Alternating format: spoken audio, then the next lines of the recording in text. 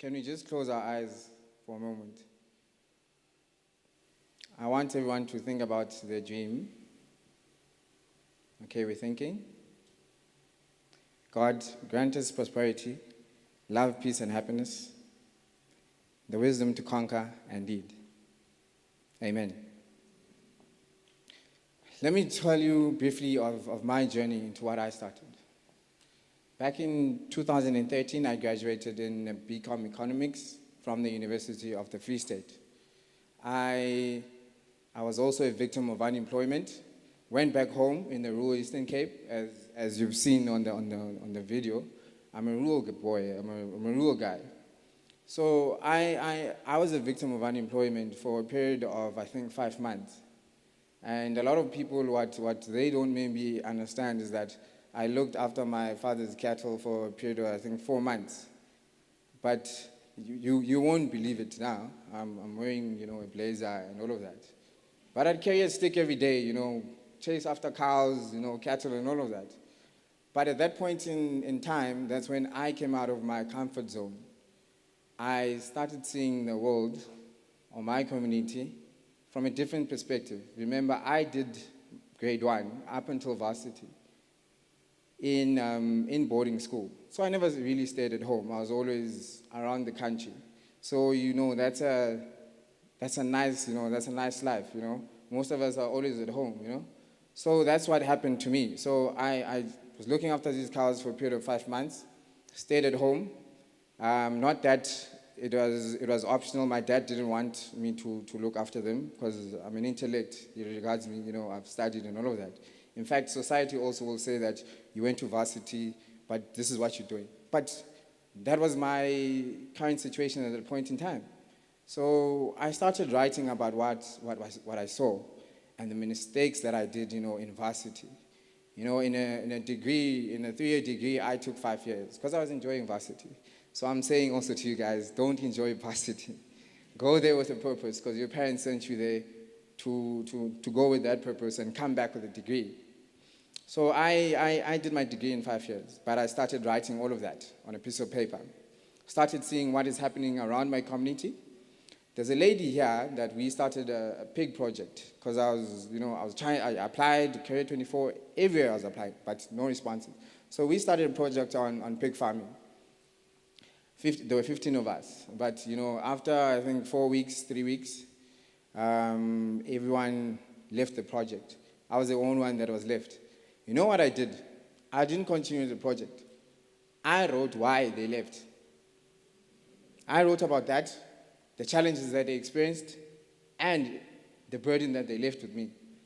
So from there, I started seeing a lot of issues around my community. One issue was that at a point in time, we were called by our elders to assist in a funeral.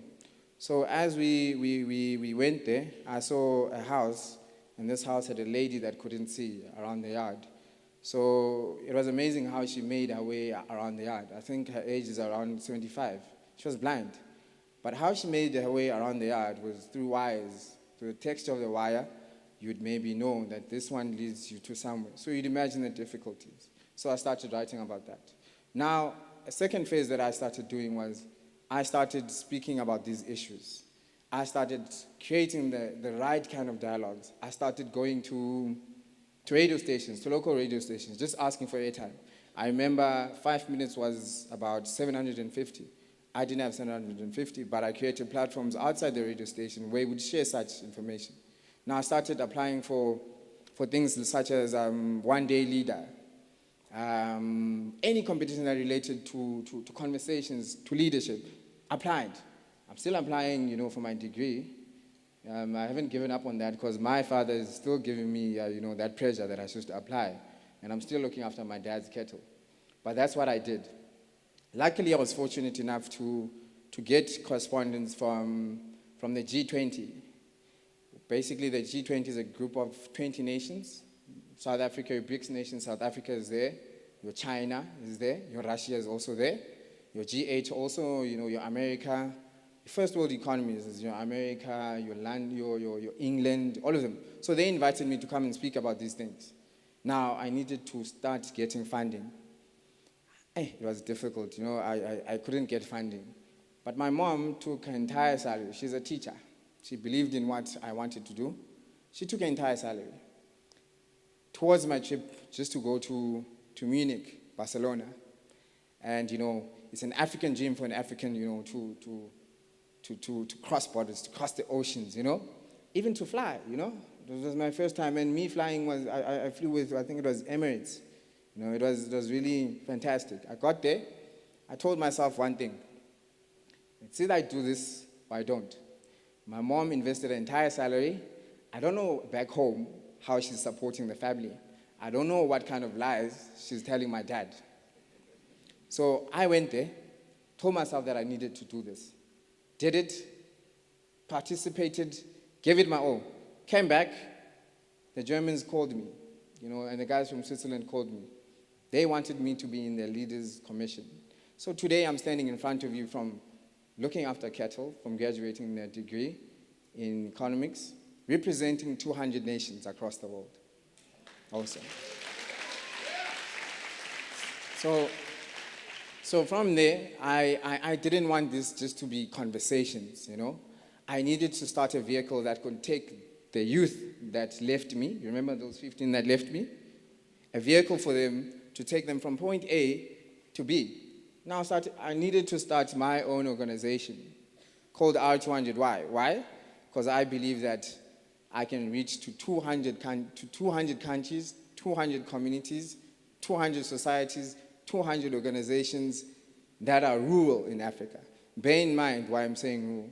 Africa is a rural continent. We have so many little, cities. We consist of a lot of rural places or areas. So that was the gist of the organization that I started. Also looking at what an entrepreneur at the end of the day. We cannot shape society without business, without circulation of money. So I looked at these challenges. One thing that I was telling Mr. Miller when he met me is that I don't want to look at entrepreneurship the way that people are looking at entrepreneurship. I want to adjust entrepreneurship in the gaps that exist between what is rural and what is urban.